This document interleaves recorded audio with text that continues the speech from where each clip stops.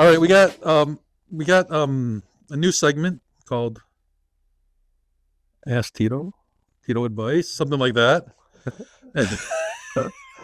So we're gonna do our best to answer a few fan questions. Okay. So I'll give you the question, and you could just we could talk about it. All right. Well, I think this is going to be called Tito Tips. Uh, All right. All right. Here's Full disclosure: if you listen to me, you'll be single, broke, and maybe in jail, or any combination of the things. So, God damn it! All right. How about one question for sure? Should I move back home to save money? dude, it's fucked up now. It's crazy now. It's crazy. Crazy times now. A lot of people can't get jobs out of college. Dude, that and just housing market, rent's crazy. Rent's crazy. They're even, and the thing is that um they're not building condos anymore. When I was young, I bought a condo and I'm 50 plus. But my first condo I bought in the city in Edison Park was 135 grand. Now it's worth like double that, whatever. Right. But still, it was still affordable, like as a single guy to buy a condo. They don't make those anymore. If they do, it's just 250, 300, 250, 300 grand. That's an expensive mortgage you're talking. Yeah, I mean, even my buddies that used to live in what do you call it? Studios. Yes, They're paying less than $1,000 before. right. Dude, it's well over $1,000. Yeah, for that shit. rent and You, stuff. you know, and then HOA, whatever. So yeah, man, it's nuts, dude. I encouraged my son to move to the city. He had two roommates, and that's reasonable. You know, they each pay less than $1,000, a little less. They got their own room and stuff. And they're living in the city, you're enjoying Yeah. it, right? But if I was just like, he was just single, had no friends, was like kind of antisocial, and just had to do it on his own, I'd be like, no, you can't afford it. You know, it's kind of. So my goddaughter, she's a trainer here at AU at Aurora. Oh, cool. Just got a new job working at Roosevelt downtown. Athletic trainer. Athletic trainer. Nice. So if you need any rehab work, you know, Nice. post-op massage, dry needling, my goddaughter's got you. But yeah, anyway, she's moving to the, you know, she's working in the South Loop at Roosevelt, and It's expensive there. right, and you know, her little brother Ray, Yeah. he's I think finishing up his second year at UIC, and Right. she was like, I would, totally take him on as a roommate, but this motherfucker is irresponsible, and I don't want to be stuck paying his Yeah. half of the rent, you know. You have, and to like, you have to have people with the job. right, he'll just be like, Ate, you cover it, you know, because I guess he's got a job now, but it's like Right. student union something. It's just, okay, it's a gig, but Right. it's not. Yeah. You know, you bro's definitely living outside his means, right? Right. You know, so, but at the same time, I was like, you know, as long as you don't piss your mom off, you can stay at home. You know what I mean? Like, they're not forcing you out. Save your checks, and then when you're ready. I tell my kids that they could live as long as they want with us. I don't care. I mean, I love them. If they wanted to, but It's different for Filipinos, Yeah. right? Like, we don't give our kids up at 18. yeah, You know what I mean? that's so foreign to us. Yeah, man. Like, You know, kids like 18. Oh yeah, at 18, I got to move out. My parents keep me out. yeah, man. I seen that a lot. Like, even with my son's mom. Like, Yeah, you know, it's like, all right, you're an adult. You're 18. that's like, so. you know, I don't know, man. we'll figure it out. Yeah, You know? they must have been hurt when they were kids, and then they had kids, and I don't know. Terrible parenting, man. Well, the family dynamic, Yeah, you know, our parents are divorced, so there's all that, right? You know, and at least offer them like, hey, if you want to stay, you could help me pay rent, something like that, right? yeah. So what my brother's thing was telling my cousin RJ, Yeah, have Joy, have her pay you $500 a month, mm-hmm. put it in an account, Right. have me collect interest. And when she moves out, And when she moves out, give Give it it her. to her. I had the exact same thought. That's your down payment. Yeah. Because then at least she's got money, because Right. she's still young, she still wants to go out and this Yeah. and that and her Starbucks and nails and Right. which is fine, but at least That's a great. she's that's a great still, move. she would still have that. And my cousin RJ is like, it's cool, just don't piss your mom off. You know what I mean? Like, Right. you piss her off, she's like, all right, dude, you guys are so smart, then, Right. beat it. Like, Get out. there's, and just like any parent, not asking too much. I don't know one Filipino family that like clean up, clean up Yeah. after your shit, do your own laundry. Right. Clean up. contribute to the household. Yeah. I think that's one in nature. So I think that's one thing about us that is different. And then the same thing with our parents. Like if my parents are like, we need to live with you, yeah, we'll clean up that room and you're gonna stay here or whatever, Dude, like my cousins were fighting over my Tita Dita, Yeah, you're right, yeah, like, Yeah. because she's the best cook. Yeah. You know what I mean? She's old school. She cooks, she cleans. So Right.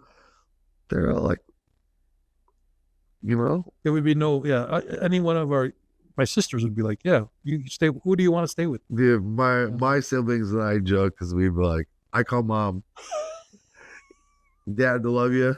But dude, Dad is super difficult, bro. God bless him. He's a great dude, but man, and it doesn't get better with age, right? Like he'll do some shit. I look at my mom like, please don't go first. I'm like, please don't go first. All right. How about this one? What are mistakes we made in our 20s that cost us time and money? Well, You don't have to be too detailed, but whatever. You could share whatever. I mean, I could. I don't know. Let me. You go first, and I will think of something. Man, from a very young age, I was always doing things I wasn't supposed to do. Finally caught up to me. When you get older, Yeah, more consequences. There, sold some shit. Got set up by a buddy who I thought was a friend of mine. Dang. Ended up with a Class X felony, 6 years in prison, work release, all that.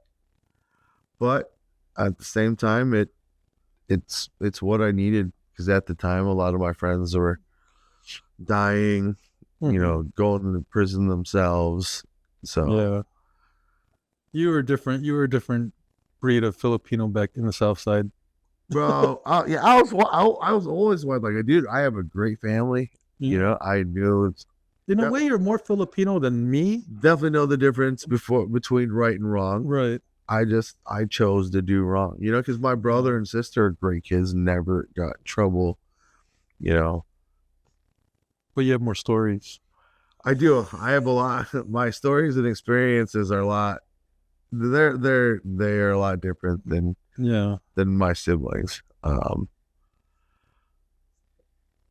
But yeah, I mean, I was just, jumped off the porch at a young age, and just like anything, when you do bad, you get bad, right? It catches up to you.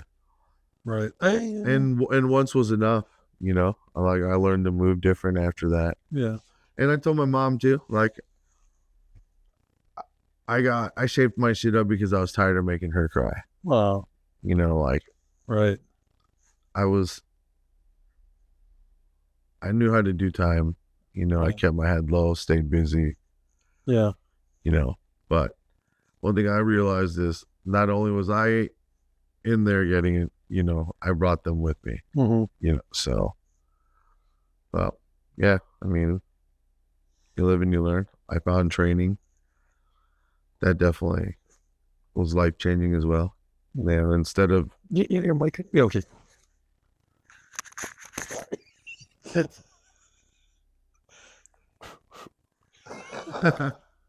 No, I mean, martial arts for you, for sure. And if if you saw pictures of me like 10 years ago, it's kind of dude, terrible. when I was in prison, And I'm huge now, but when I look at pictures back then, I'm like, oh god. Same. I mean, I was my heaviest. I was 238. Yeah, Smoked a pack of I cigarettes. fantasize about that weight, but that's okay. Dude, I'm like 5'7", Oh my god, so light. 5'8". At least you're taller than I am. Yeah. So, and then I made the lifestyle changes, right? Yeah. We'll post some pictures of us dude, back in the day. Dude, I got some good ones, yours are incredible, man. I was 238. Yeah. But you like a fullback, man. Dude, I was prison strong, 300-pound bench press, for something deadlift.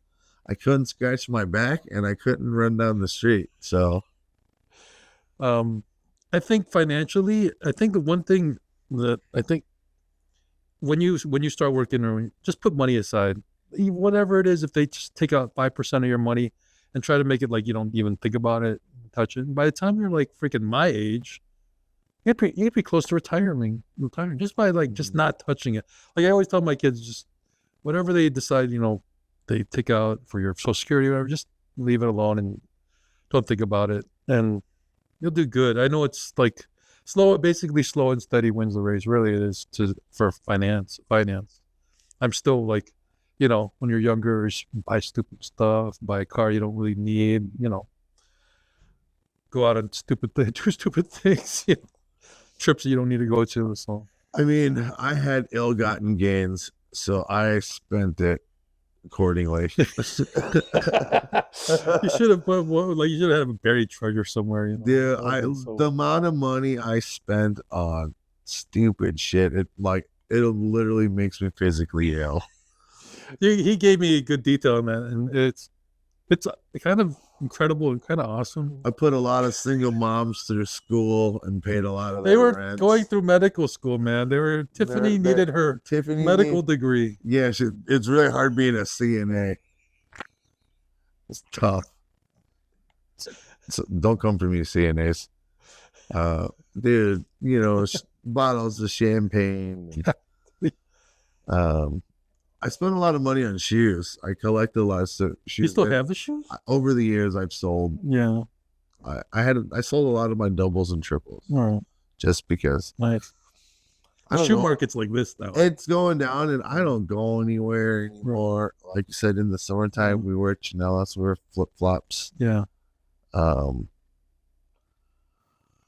Yeah, and then, one of my friends said, buy expensive shoes to look cool for other dudes. Yeah.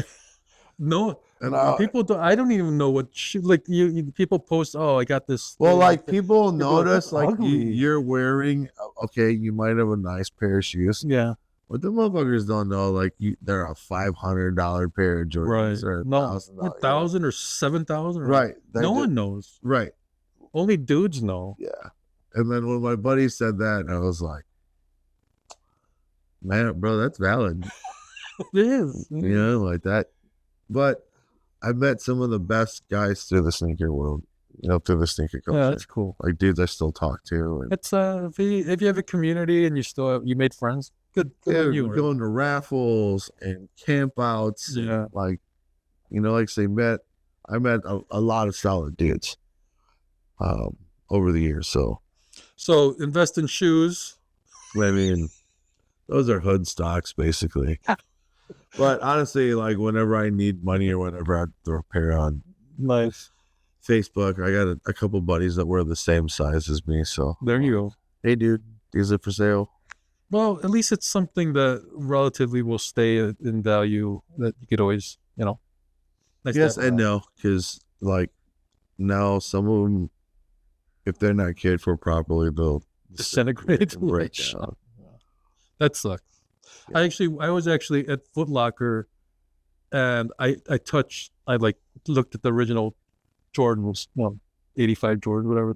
The ones, yeah. Yeah, and I was like, my dad's not going to get me these. And I got a pair of Adidas or something like that for basketball season. It was like 8th grade basketball season. I'm like, man, the Jordans are Were they $100 when they first came out? $65 maybe. The first pair I got were the Fire Red 4s. I was in 4th grade. Uh-huh. I had to get an A in English to get a pair. Oh my god.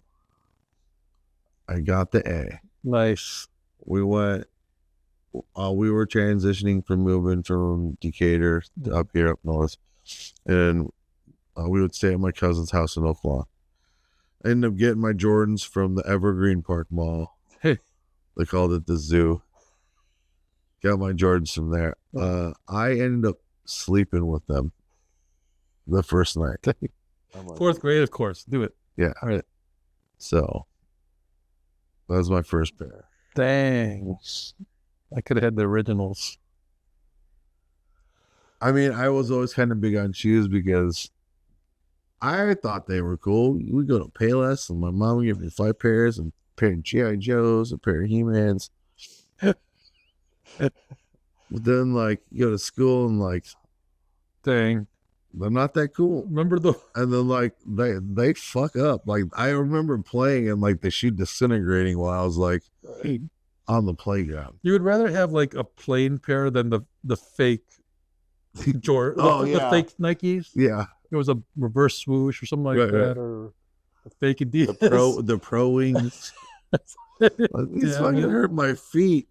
My dad bought me like these blue Adidas with the blue, solid blue with like white stripes, and my feet got wet one time. They turned blue. My whole foot turned blue. My socks turned blue. Like, where do they get these Adidas at? Anyhow, he tried. That was a wave for a while in the sneaker culture. Was like the bootleg shoot. Who could get the most? Dude, I don't know if you guys have ever seen a clear Air Force One. Dude, Really? that was a thing, man. They made it look. It was like a rain shoe. It was clear. Nice. It was super bootleg, but yeah, like if you could find that shit, they're like, oh, I couldn't believe that was a thing for a while. Dang. Well, I think that was good for our first fan questions.